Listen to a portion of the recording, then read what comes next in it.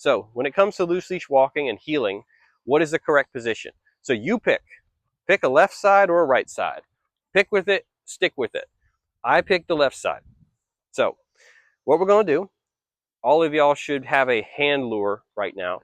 So step one is we're going to lure our dog into position and reinforce that position using positive reinforcement. So we're going to lure our dog into that position.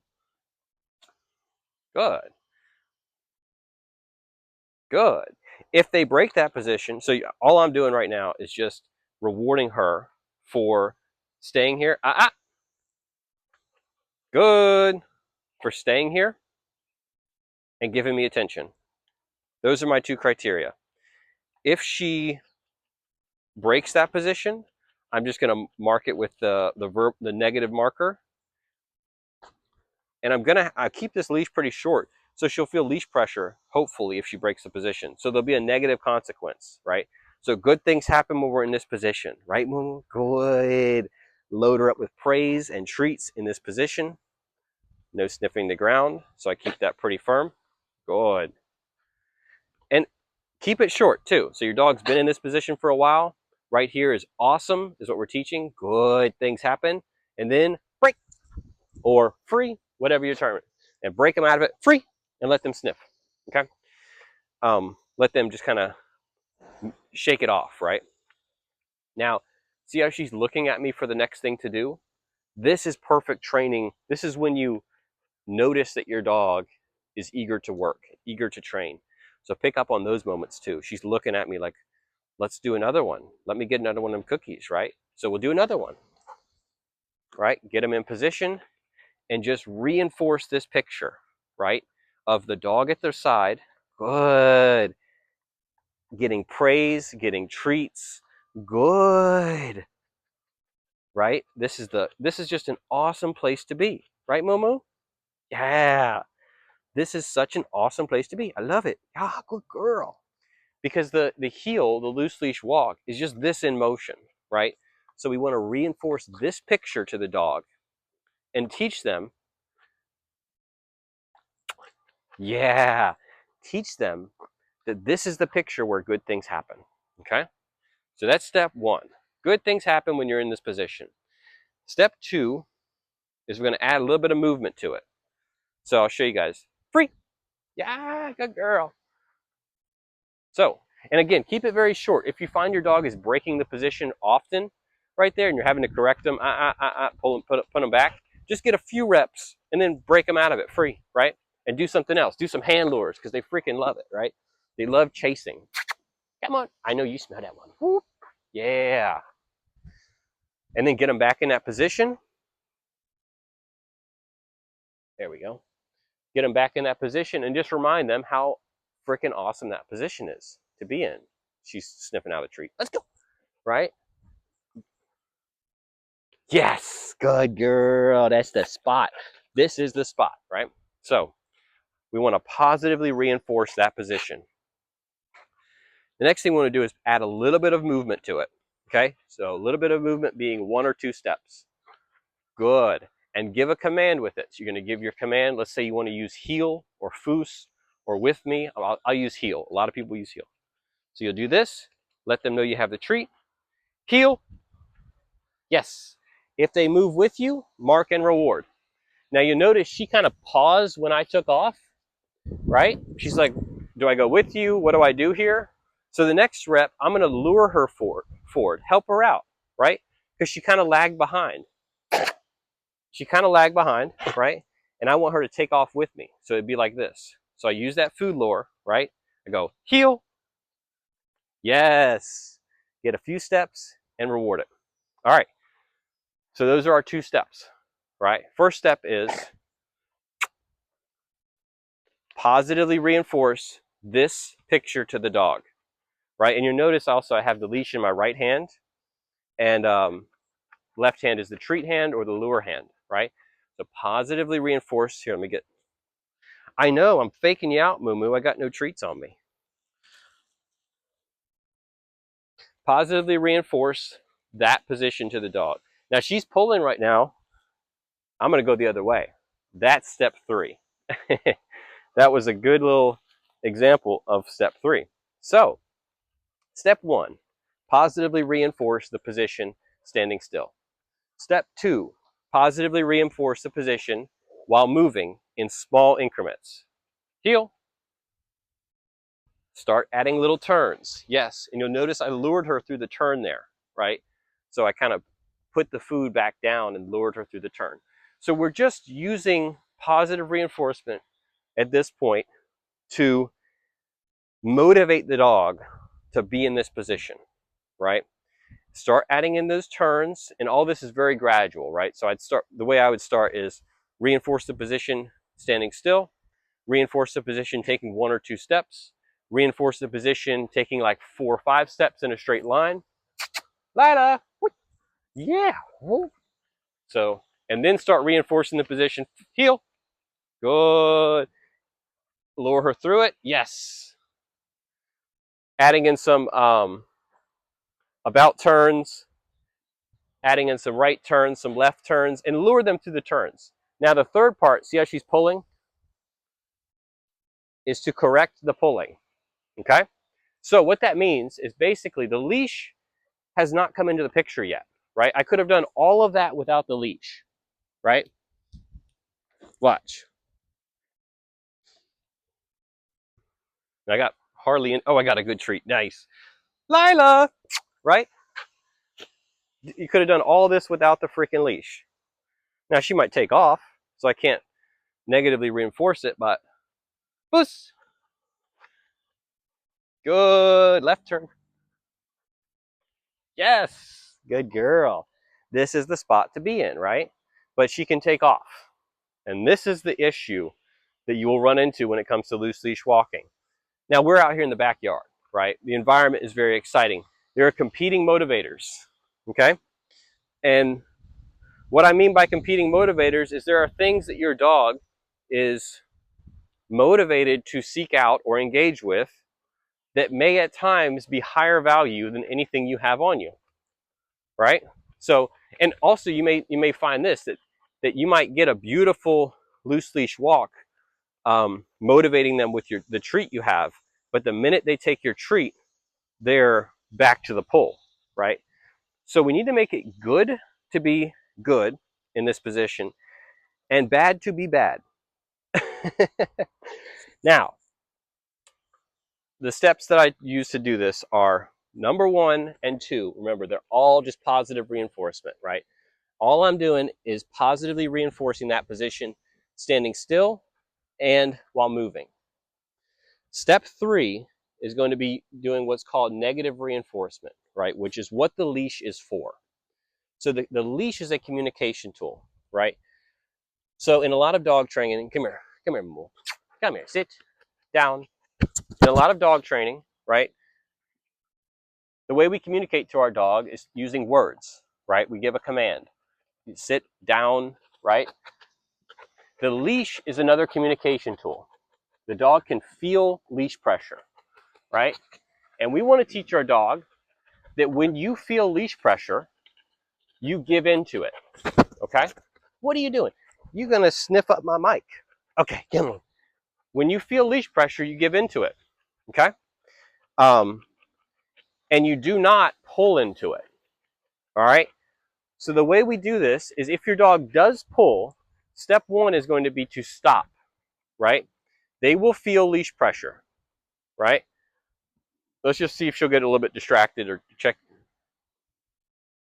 right? You will stop, they will pull, and you will wait to see if they give into that pressure, okay?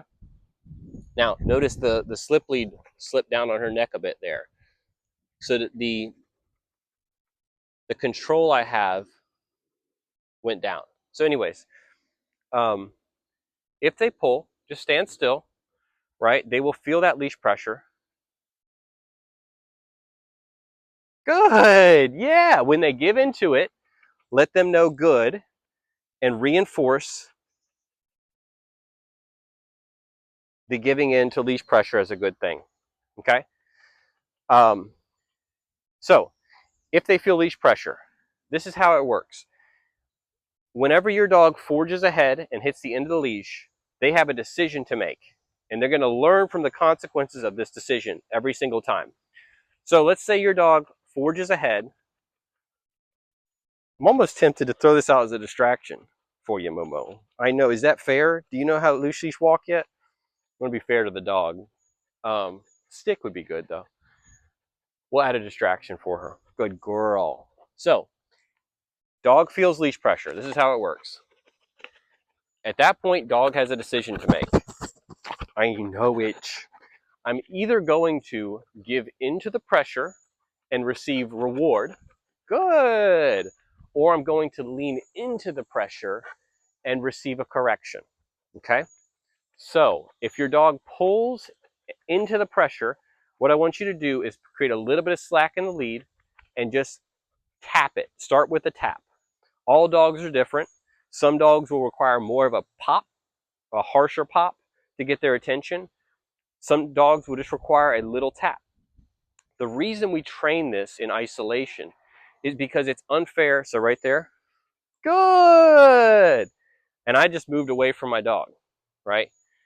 The reason it's unfair to train this in a highly distracting environment is because you will need to use excessive force potentially to get your dog to not pull, to correct your dog. When there are when there's hardly any distractions, like our backyard is pretty good for her, it'd be more distracting for Rupert. Only a tap is needed, right? So it's less about forcing the dog into position with the leash and more about communicating to the dog with a tap tap of don't pull. So right here, just tap tap. Nice, good girl, right? Because she's trying to pull, she's trying to dig. She's trying to pull me to get whatever's in the ground there. Good. Yeah. So reinforce the correct position positively. Good. This is the correct position. Reinforce it with praise and treats. Reinforce it in motion. Let's go. Yeah, good girl. Good job. And then start adding in little distractions, right? She loves sticks.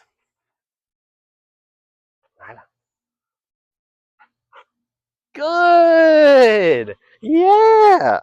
So that was an example of where she forged ahead. She wanted that thing, right? She forged ahead, hit the end of the leash, and gave into it. Right there, she did again. Good girl. Yeah. Now she really wants that stick. So I'm going to walk up to it. Let's go. Good. Free. Let her go get the stick, right? On my terms.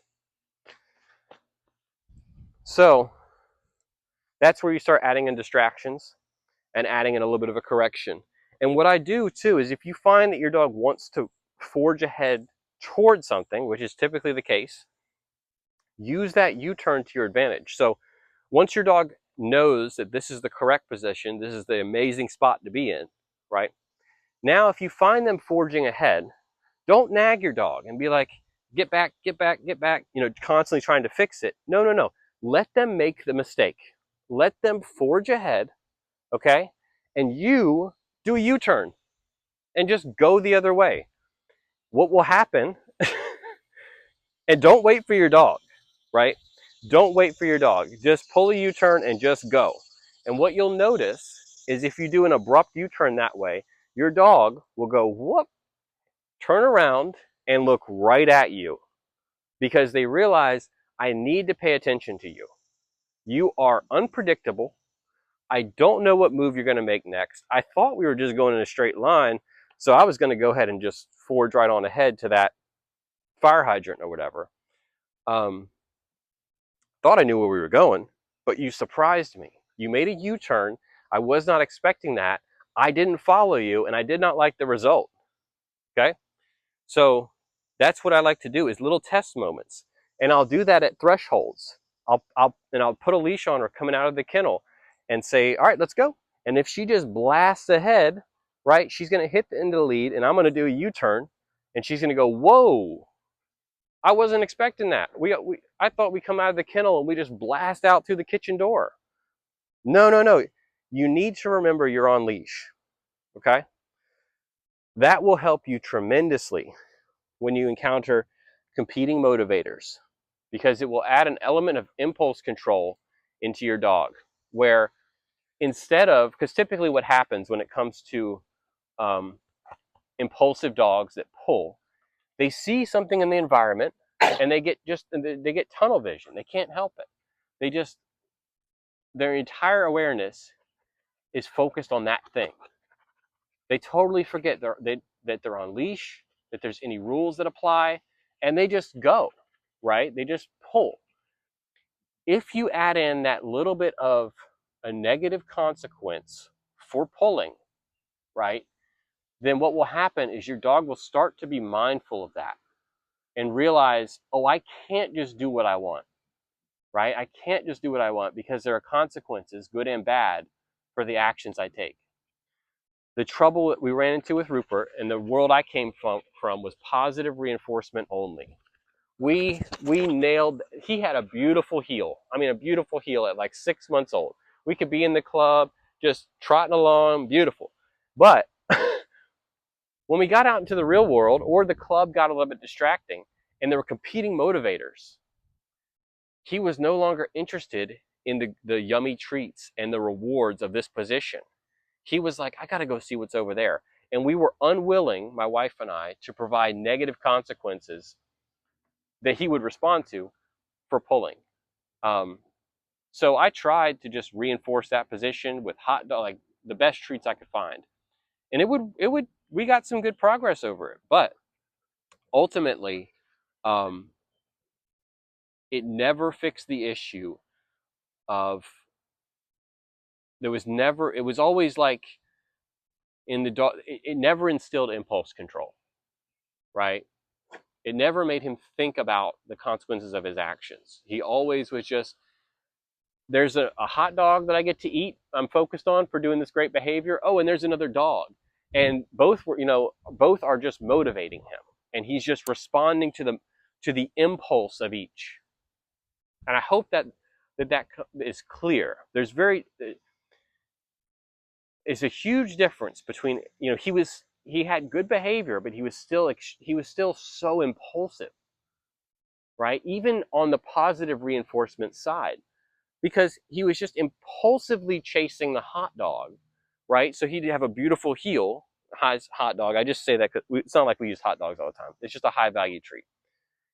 But the stimulus of the hot dog caused an automatic response of motivation in him to move toward it, to work for it.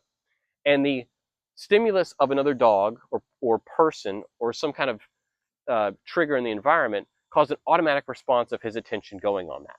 So he was living in a world of automatic responses only. This is the point I want to make. Now, if you add in a negative consequence for pulling, all right, a positive consequence for staying with me and a negative consequence for pulling, what you will find is a dog that has some impulse control. That will be the end result. Because instead of just automatic responses from one motivator to the next, there will be a pause, right? They will think briefly about, should I go right after that other motivator, right? And they'll realize that there may be a good response or there may be a bad response, right? And you'll start to notice that your dog is thinking, making decisions, and it's our job to provide clear consequences for those decisions. So, Latimu, come on. So let's see. I'm just going to walk around with her. Um, you'll notice too, for kind of the foundations. So you notice I do this a lot. I'm just walking away from my dog. This is such a good thing to do because look, this is loose leash walking right here. She's paying attention to where I'm going. Good girl. Yeah. There's no leash pressure, right? I'm holding this thing with my freaking pinky right here, right? Holding it with my pinky. Yeah, come on, Moo. Good girl. That's the goal, right? So, and learning how to loose leash, so she's not quite staying with me there, a little tap tap just to get her attention. But one thing I say is I do not stop for my dogs, right? So if we were going to walk that direction and she got focused on the camera or whatever, I'm just going to make a U-turn, right? Come on. Come on, come on, come on. Yeah. Come on, come on, come on. She's getting tired, right? So, one other big important thing to instill there about that I love about the U-turns is that your dog realizes you will leave them, right? And so this kind of, they start to learn like there's a value in staying with you. It's great if you have a long line, you know, take them out to the park like I would with her and just literally run away from your dog. And their desire to be with you will kick in and they'll just start coming toward you. And attention on you and motivation to be with you are like the two key ingredients for loose leash walking, right? If you have a dog that is attentive to you and motivated to be with you or be near you, that dog's going to stay loose on the leash. So as much as we can reinforce that picture and create an environment where the dog is doing that behavior of moving toward us and attentive on us, we are shaping the foundations for loose leash walking. So I totally just rambled there, but basically, to sum it all up, the way I teach it is positively reinforce that position. So the next time we come into class, my goal for you guys, and you may not be able to do this right off the bat because it's a very highly distracting environment, but practice this at home to lure your dog into that heel position, right? And have them sit next to you and be able to take rewards in that position and hold the position, right? And then occasionally break them out of it, right? You don't want to keep them there for super long, but break them out of it. Because what we're going to do is reinforce this position first, reinforce this position while moving, and then let the dog, and then once they understand that this is where good things happen, start moving around in a somewhat distracting environment. The club is perfect, and you'll find that they will make decisions where they will go to the end of the leash, and or they won't, right? They'll make decisions to either be with you that you reward, or lose sight of you, which you correct, right? By implementing a U-turn or a pop on the leash, right? Um, the reason I like the U-turn, a lot of people will do the pop on the leash, but it doesn't change the behavior of the dog. So it's kind of just nagging the dog. And the dog's like not moving back into the position. The beautiful thing about a U-turn is you will get what you want, right? And what I mean by that is this. If she goes forward, right? Come on, come on, come on, come on. If she were to forge ahead, right? She would hit the end of the leash, receive a correction, and next thing you know, she's right here with me. Yeah! She's right back in the position I want to reinforce, right? So I have successfully implemented a negative consequence for her pulling and reinforce the position that when she catches up to me, reinforce that position that I want to encourage. So I'm in operant conditioning, the term would be I've punished the behavior I want to see decrease, which is leaving me and pulling, and I've reinforced the position I want to increase, which is being in the heel position. I could ramble about this all day long. Right, Moo Moo? I think that's it, y'all. So, we teach, we train, and then once the dog understands where we want them, we let them make decisions and we provide clear consequences for the dog, right?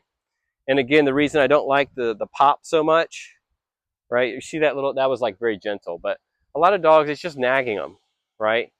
The U-turn is great because it actually does so many things.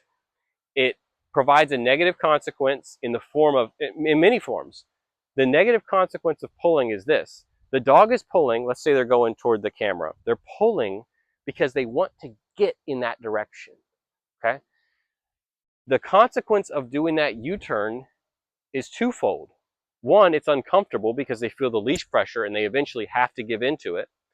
So it's uncomfortable. And two, they don't get to go in the direction they want, right? So it's a withhold of reward, right? So that's a double benefit there of pulling that U-turn. right?